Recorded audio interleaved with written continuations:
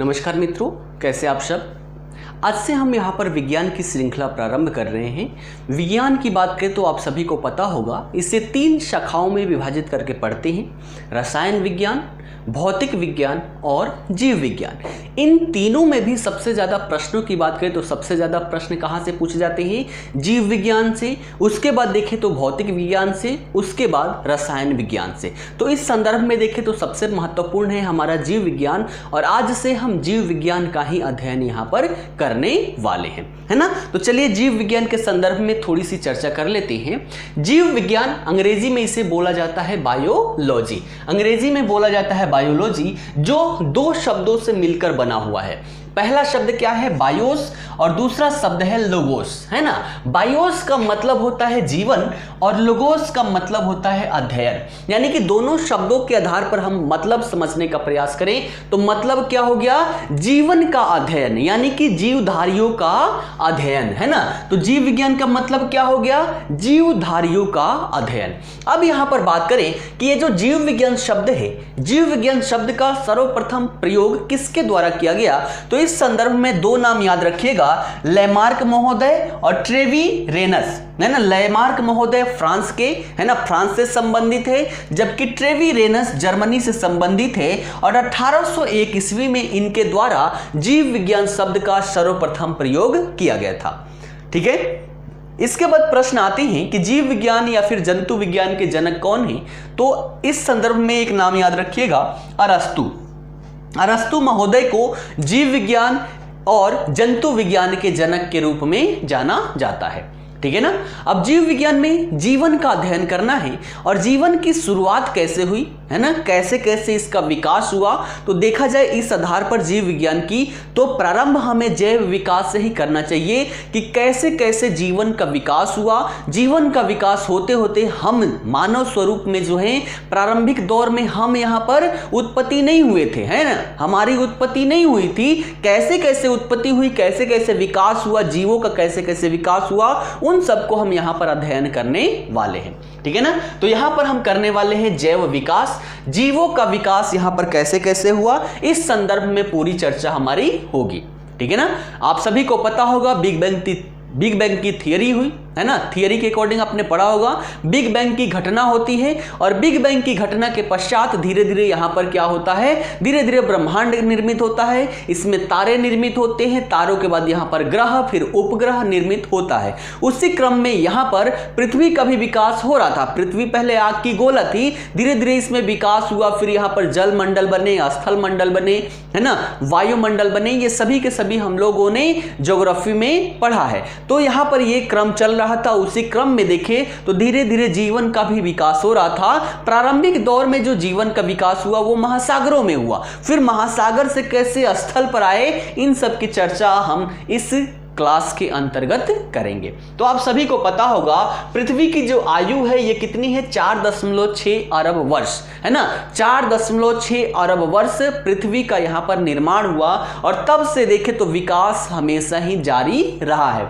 विकास की बात करें, ये जो आयु है इसको हम पढ़ने के लिए, आसान बनाने के लिए इसको महाकल्प में, है ना, युग में, कल्प में, इन सब में विभाजित करके पढ़ते हैं। किस महायुग का, किस महाकल्प का, किस शक का क्या क्या समय काल रहा, और उसमें क्या क्या विकास हुए, उन सब की चर्चा करते हुए हम यहां पर चलेंगे। ठीक है ना। तो चलिए यहां पर देखें तो जितना भी समय काल है इस विकास क्रम में इसे 5 भागों में विभाजित करके हम पढ़ते हैं। पहला आर्कियोजोइक, है ना, आर्कियोजोइक। दूसरा है आर्कियोजोइक, पहला है हमारा आर्कियोजोइक महाकल्प, दूसरा है प्रोटीरोजोइक महाकल्प, तीसरा है पेलियोजोइक या पूरा जीवी महाकल्प, चौथे की बात करें तो चौथा है मीसोजोइक या मध्यजीवी महाकल्प, पांचवे की बात करें तो पांचवे को 2 भाग में विभाजित कर देते हैं। पहला क्या है? सीनोजोइक महाकल्प, और दूसरा क्या है? नियोजोइक महाकल्प। तो इतने भागों में विभाजित करके हम इसके विकास क्रम को हम समझने का प्रयास करेंगे। सबसे पहले बात करते हैं आर्कियोजोइक महाकल्प की। तो इसका जो समय काल है 4 अरब वर्ष पूर्व, यानी कि ये जो काल था इसका प्रारंभ कब हुआ था? 4 अरब वर्ष पूर्व इसका प्रारंभ हुआ था। और यहां पर विकास देखे जीवों के विकास में तो सर्वप्रथम प्रोकैरियोटिक कोशिकाओं का विकास यहां पर हुआ था। प्रोकैरियोटिक कोशिका की बात करें तो दो प्रकार की कोशिकाएं होती हैं, यूकैरियोटिक और प्रोकैरियोटिक। यूकैरियोटिक कोशिकाएं हैं ये पूर्ण विकसित होती हैं, जबकि यहां पर हम बात करें प्रोकैरियोटिक की तो ये पूर्ण विकसित नहीं होती है, कई सारी चीजें इसमें अनुपस्थित होती है, इसलिए इसे प्रोकैरियोटिक कोशिका कहते हैं। तो सर्वप्रथम प्रोकैरियोटिक कोशिकाओं का विकास कब हुआ? आर्कियोजोइक महाकल्प में, समय 4 अरब वर्ष पूर्व। किस रूप में? जीवाणु के रूप में। ठीक है ना, यहां पर कुछ भी दिखाई नहीं दे रहा है इसलिए घबराना नहीं है। इसका जो पीडीएफ है, पीडीएफ मैं डिस्क्रिप्शन बॉक्स में डाल दूंगा, वहां से पीडीएफ डाउनलोड कर लीजिएगा, वहां से पढ़ लीजिएगा। साथ ही साथ इससे संदर्भित जो भी चीजें हैं वो सारी चीजें लिखते हुए चले तो ज्यादा सही होगा। तो यहां पर 4 अरब वर्ष पूर्व सर्वप्रथम प्रोकैरियोटिक कोशिकाओं का विकास देखने को मिला। उसके बाद यहां पर देखें प्रोटीरोजोइक महाकल्प। प्रोटीरोजोइक महाकल्प की बात करें तो इसका प्रारंभ 2.5 अरब वर्ष पूर्व माना जाता है। 2.5 अरब वर्ष पूर्व इसका प्रारंभ हुआ और यहां पर देखें तो कोशिकाओं का विकास क्रम चल ही रहा था और यहां पर यूकैरियोटिक कोशिकाओं का विकास हुआ। तो इस समय काल में देखें प्रोटीरोजोइक महाकल्प में तो यहां पर यूकैरियोटिक कोशिकाओं का यहां पर विकास हुआ और इसके अंतर्गत देखें तो अपृष्ठवंशी जीवों का विकास हुआ एल्गी के रूप में, है ना। अपृष्ठवंशी यानी कि बिना रीढ़ वाले जो जीव होते हैं उनका विकास कब हुआ? प्रोटीरोजोइक महाकल्प में, जिसका समय काल 2.5 अरब वर्ष पूर्व माना जाता है। उसके बाद तीसरा महाकल्प हम यहां पर देखें पेलियोजोइक या पूराजीवी महाकल्प, है ना। पेलियोजोइक या पूराजीवी महाकल्प, यहां तक देखें तो जितना भी जीवन है वो अभी समुद्रों में ही निर्भर है ना, समुद्रों में ही है। अब इस समय काल में पेलियोजोइक या पूराजीवी में क्या होता है कि जो जीव है वो समुद्र से स्थल की तरफ स्थानांतरित होता है। इसमें देखा जाए तो कई क्रमों में यहां पर विकास होता है, इसलिए इसको, ये जो महाकल्प है इसको कई शकों में विभाजित किया गया है ना। तो यहां पर क्या है, विशेषता क्या है कि पेलियोजोइक में जीव जो है वो समुद्र से स्थल की तरफ बढ़ता है। इसको अध्ययन के लिए 6 शकों में विभाजित किया जाता है। पहला जो शक है वो कौन सा है? कैम्ब्रियन शक। पहला है कैम्ब्रियन शक और इसका समय काल 59 करोड़ से 50.5 करोड़ वर्ष पूर्व माना जाता है।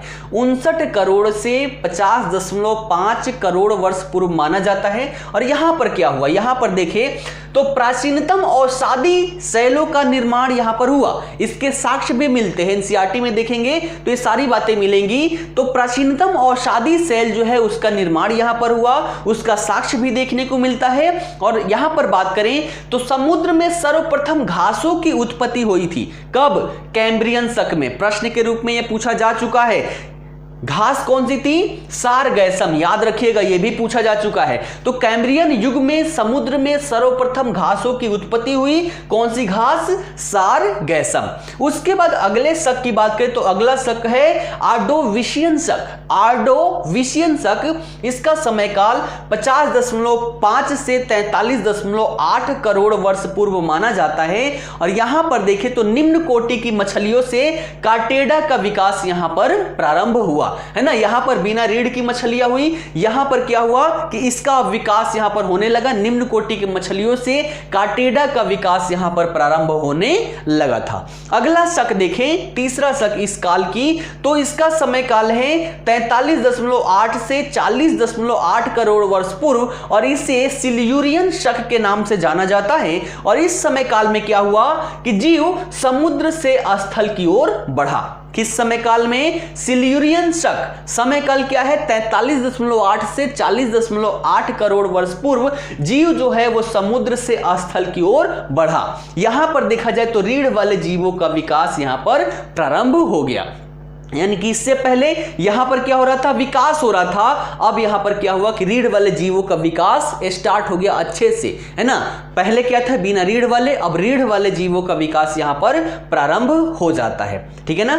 अगला देखें शक, तो अगला शक है डिवोनियन शक। इसका समय काल 40.8 से लेकर 36 करोड़ वर्ष पूर्व माना जाता है और इससे मत्स्य युग की संज्ञा दी जाती है। मत्स्य युग की संज्ञा इसलिए क्योंकि यहां पर मछलियों का विकास सबसे अत्यधिक अधिक हुआ, इसलिए यहां पर मत्स्य युग की संज्ञा इसे दी गई, है ना। साथ ही साथ देखें तो यहां पर प्रथम उभयचर का भी विकास हुआ। उभयचर यानी कि जो स्थल पर भी रह सके और जल में भी रह सके, उसे उभयचर कहा जाता है। तो सर्वप्रथम उभयचर का विकास जो हुआ वो डिवोनियन शक में हुआ।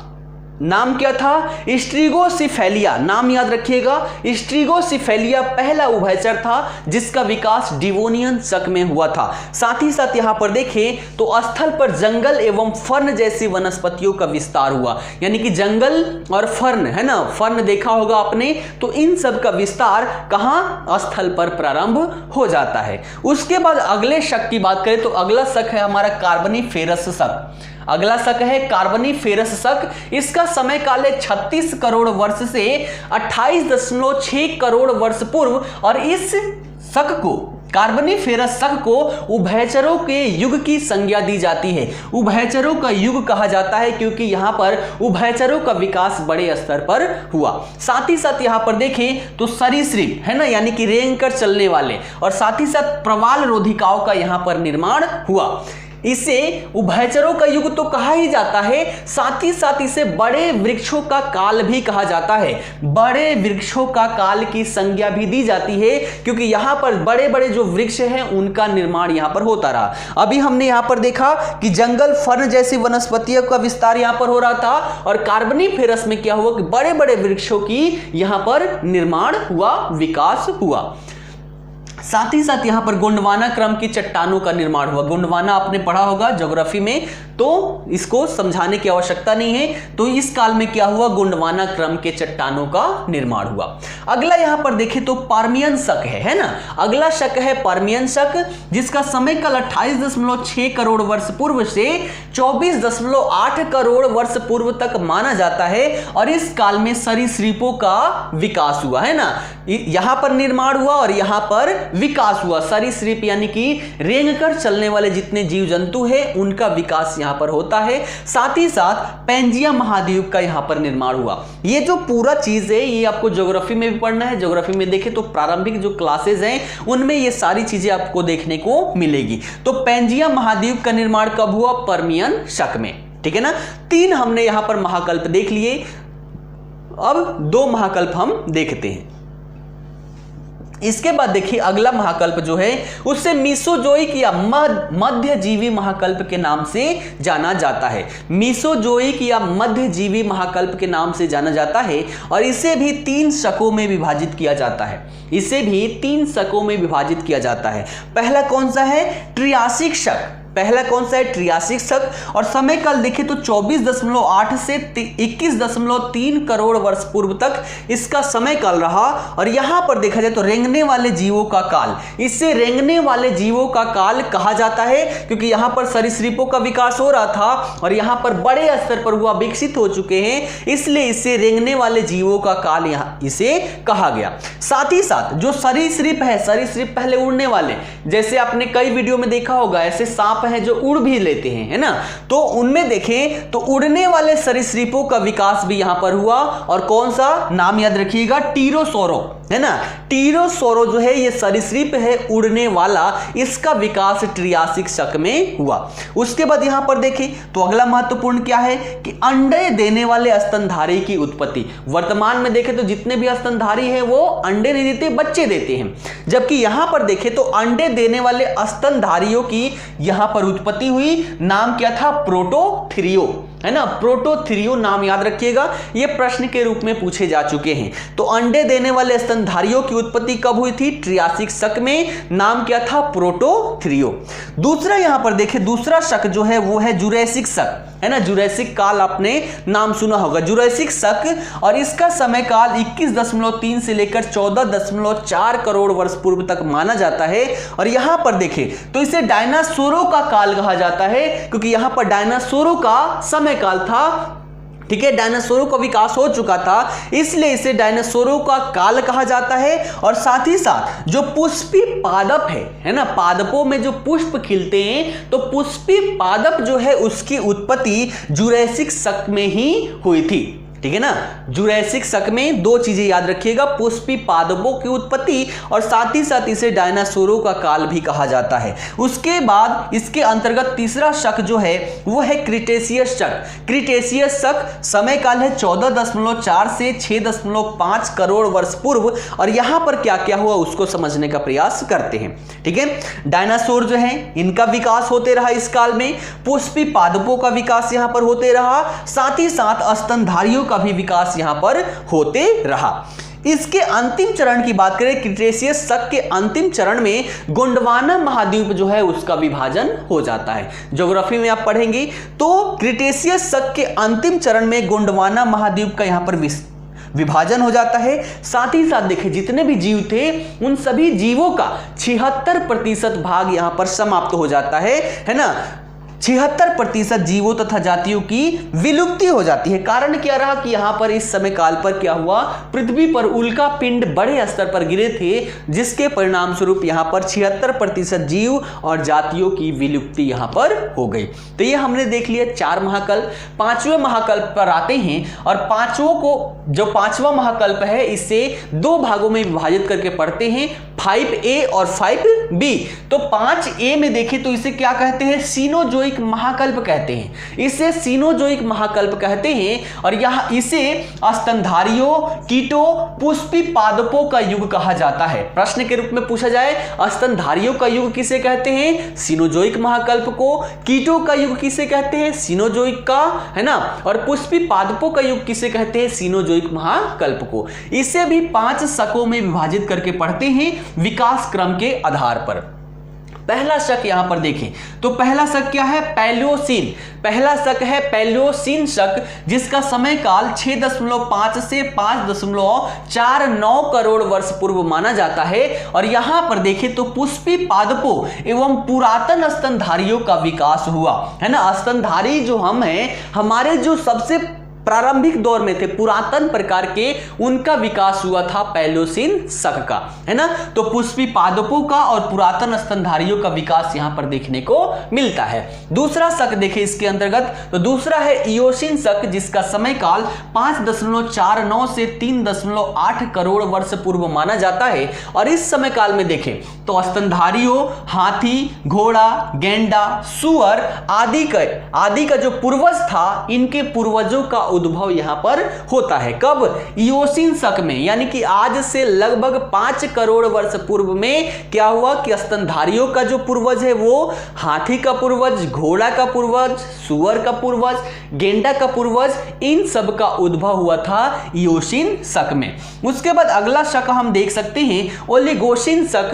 इसके अंतर्गत देखें तो समय काल है 3.8 से 2.46 करोड़ वर्ष पूर्व। और यहां पर देखें तो यहां पर क्या विकास हुआ, बिल्ली, कुत्ते, भालू एवं मानव के पूर्वजों का उद्भव यहां पर हुआ। बिल्ली, कुत्ते, भालू एवं मानव के पूर्वजों का उद्भव यहां पर हुआ। और साथ ही साथ यहां पर देखा जाए मानव के पूर्वज कौन है, तो जो पुच्छहीन बंदर थे, है ना, बंदरों के पुच्छ होते हैं, धीरे धीरे इनका पुच्छ क्या हुआ, समाप्त होते गया। तो पुच्छहीन बंदर जो है इसी को मानव के पूर्वज के रूप में माना जाता है। तो ओलिगोसीन शक में क्या हुआ कि बिल्ली, कुत्ते, भालू एवं मानव के पूर्वजों का उद्भव यहां पर हुआ।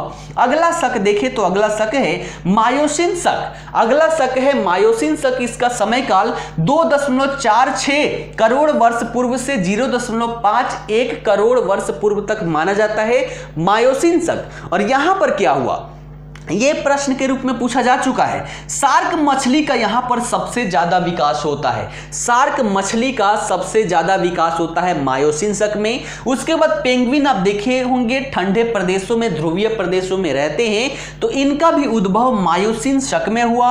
उसके बाद पुच्छहीन बंदर यानी कि मानव के जो पूर्वज है, मानव के पूर्वजों का स्थानांतरण हो गया। इनकी उत्पत्ति कहां, जो अफ्रीका के जंगल है, अफ्रीका के जंगलों में हुआ था। और उसके बाद इनकी मायोसीन शक में क्या हुआ, इनका स्थानांतरण हो गया। कहां, अफ्रीका से एशिया और यूरोप वाले क्षेत्र में इनका स्थानांतरण हो गया। तो मानवों का जो पूर्वज है, पूर्वजों का स्थानांतरण कब हुआ, याद रखिएगा, मायोसीन शक में। कहां से, अफ्रीका से एशिया और यूरोप वाले क्षेत्र में। ठीक है। उसके बाद अगला शक देखें तो अगला शक है प्लायोसिन शक, और इसका समय काल देखें तो 0.51 करोड़ वर्ष पूर्व से 0.20 करोड़ वर्ष पूर्व, या फिर हम इसको लाख में भी देख सकते हैं 51 लाख वर्ष पूर्व से 20 लाख वर्ष पूर्व तक जो समय काल है वो है प्लायोसिन शक। और प्लायोसिन शक पर देखें तो इस समय काल पर क्या हुआ कि स्थल पर बड़े बड़े स्तनधारियों का ह्रास हो गया, है ना। इस समय काल पर देखें तो स्थल पर बड़े बड़े स्तनधारियों का ह्रास हुआ और साथ ही साथ यहां पर मानव की उत्पत्ति हो गई, है ना। तो पुच्छहीन बंदर जो थे मानव के पूर्वज, प्लायोसिन शक में क्या हुआ, मानवों की उत्पत्ति हो गई। कब? आज से 51 लाख वर्ष पूर्व से लेकर 20 लाख वर्ष पूर्व तक, ठीक है ना। तो ये हो गया सीनोजोइक महाकल्प, यहां पर क्या क्या विकास हुआ वो हमने देख लिया। अब हम देखते हैं यहां पर 5B यानी कि नियोजोइक महाकल्प। और नियोजोइक महाकल्प की बात करें तो इसे 2 शकों में विभाजित किया जाता है। होलोसिन शक है, वर्तमान में होलोसिन शक चल रहा है जिसके अंतर्गत हम सभी लोग यहां पर पढ़ रहे हैं, जीवन यापन कर रहे हैं। तो इसके अंतर्गत 2 शक हैं। 2 शक में से पहला है प्लीस्टोसिन शक, और प्लीस्टोसिन शक की बात करें तो इसे कहां से कहां, 20 लाख वर्ष पूर्व से लेकर, है ना, 20 लाख वर्ष पूर्व से लेकर 11,000 वर्ष पूर्व तक माना जाता है। 20 लाख वर्ष पूर्व से लेकर 11,000 वर्ष पूर्व तक के समय काल को हम क्या बोल लेते हैं, प्लीस्टोसिन शक। और इसमें क्या हुआ कि मानव की उत्पत्ति यहां पर हुई। इस समय काल में क्या हुआ कि मानव का विकास जो है, मानव का विकास यहां पर जारी रहा, है ना। होमो सेपियंस आप सभी को पता होगा, तो होमो सेपियंस का यहां पर विकास हुआ, होमो सेपियंस का यहां पर विकास हुआ। मानव जो है, मानव शिकार हेतु पत्थरों का यहां पर प्रयोग करने लगता है, पत्थरों का औजार बनाने लग जाता है प्लीस्टोसिन शक में। यह भी बात याद रखिएगा कि शिकार करने के लिए मानव अब पत्थरों के औजार का निर्माण करने लगा था, और साथ ही साथ इनकी स्थानांतरण की प्रक्रिया थी, स्थानांतरण की प्रक्रिया भी यहां पर जारी रहती है, ठीक है ना। और सबसे अंतिम शक की बात करें तो सबसे अंतिम शक कौन सा है, हमारा होलोसिन शक। सबसे अंतिम शक कौन सा है, होलोसिन शक। और इसका समय काल देखें तो 11,000 वर्ष पूर्व से लेकर आज तक, है ना। जब आप वीडियो देख रहे हैं तब इन सभी समय काल को होलोसिन शक के अंतर्गत रखते हैं। तो वर्तमान में कौन सा शक चल रहा है, होलोसिन शक, है ना। और ये इसमें हम महाकल्प की बात करें तो कौन सी महाकल्प है, कौन सी महाकल्प है, हम देखें तो हमारा नियोजोइक महाकल्प। इस युग को, होलोसिन शक को मानव युग की संज्ञा दी गई है, क्योंकि यहां पर देखा जाए तो सबसे बुद्धिजीवी जीव कौन सा है, मानव है ना। तो इसलिए इसे मानव युग की संज्ञा दी जाती है। साथ ही साथ यहां पर देखें तो मानव पहले क्या करते थे, शिकार करते थे। अब यहां पर मानव जो है वो पशुपालन और कृषि कार्य प्रारंभ कर देते हैं। यहां तक हमने देखा, और इसके आगे आप देखते होंगे, है ना, पशुपालन एवं कृषि कार्य इतिहास में नवपाषाण युग ये आ चुका है। और नवपाषाण युग के बाद से धीरे धीरे मनुष्यों का जीवन जो अस्थायी नहीं था, है ना, अब जीवन उनका अस्थाई हो जाता है। अस्थाई होने के साथ साथ यहां पर क्या होता है, लोग अस्थाई रहने लगते हैं। रहने के साथ साथ परिवार की संकल्पना जन्म लेती है, और धीरे धीरे करते करते संस्कृति बसने लगती है। संस्कृति से सभ्यता के रूप में आप देखते हैं सिंधु घाटी सभ्यता, फिर इसका विनाश होता है जिसके संदर्भ में कई इतिहासकारों के कई मत है। उसके बाद यहां पर वैदिक संस्कृति, उसके बाद से सारी चीजें आप सभी ने पढ़ा ही होगा। तो यहां पर जीवों का विकास कैसे कैसे हुआ, उन सभी क्रम को हमने यहां पर बड़े ही डिटेल के साथ समझा। जितना भी मैंने बताया है, अगर इतने को आप पढ़ जाते हैं, 4-5 बार पढ़ लेते हैं, तो इससे आने वाले एक भी प्रश्न कभी भी आपसे गलत नहीं होंगे। क्योंकि जो भी मैं करवा रहा हूं, प्रश्न पत्रों को सबसे पहले देखकर कि उसमें क्या क्या प्रश्न पूछे गए हैं, और उसी के आधार पर सभी टॉपिक को मैं सम्मिलित कर रहा हूं। अगर विश्वास ना हो तो घटना चक्र उठाइएगा, और घटना चक्र उठाकर प्रश्नों को करने का प्रयास कीजिएगा। सभी के सभी प्रश्न आपको यहां से देखने को मिलेगा, ठीक है ना। तो जीव विज्ञान के क्रम में ये हमारा पहला वीडियो था। अगला वीडियो भी क्रमबद्ध तरीके से जारी होते रहेगा, है ना। तो अगले वीडियो में फिर से मिलते हैं। आज के लिए इतना ही, धन्यवाद।